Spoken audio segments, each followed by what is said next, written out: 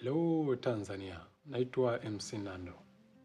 Leo naomba nizungumzie jambo moja, na hasa kwa wapenzi wa kushiriki sherehe mbalimbali.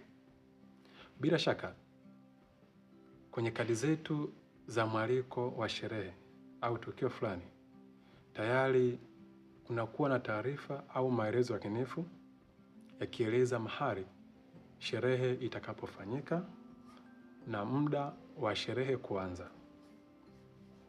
Lakini wengi wetu tumekuwa desturi ya kuchelewa kufika kwenye eneo la sherehe husika, kwa mfano ukumbini. Inawezekana kwenye kadi imeandikwa sherehe yetu itaanza saa 12 kamili jioni.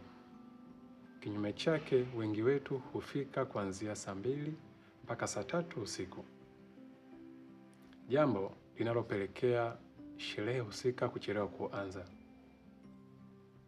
Lakini pia jambo hilo huenda likapelekea baadhi ya matukio yaliyopangwa kufanyika kwenye sherehe husika au tukio husika yasifanyike vile yalivyopangwa kutokana na muda kuwa mfinyu.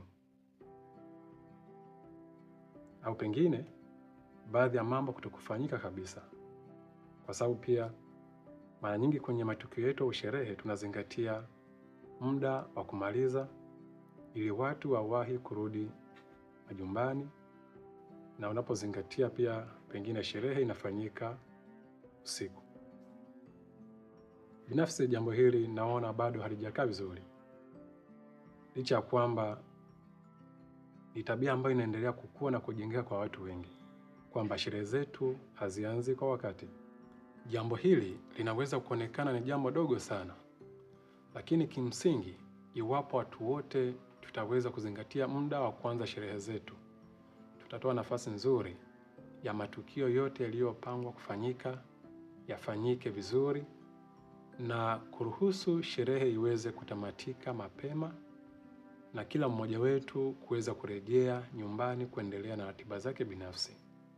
Niwaombe ndugu jamaa na marafiki, wapenzi washiriki wa sherehe mbalimbali, lakini pia wateja wetu wote, jambo hili ni muhimu kwetu kulijua na kulizingatia, na tunaamini ya kwamba tutaweza kutengeneza kumbukumbu nzuri za sherehe zetu.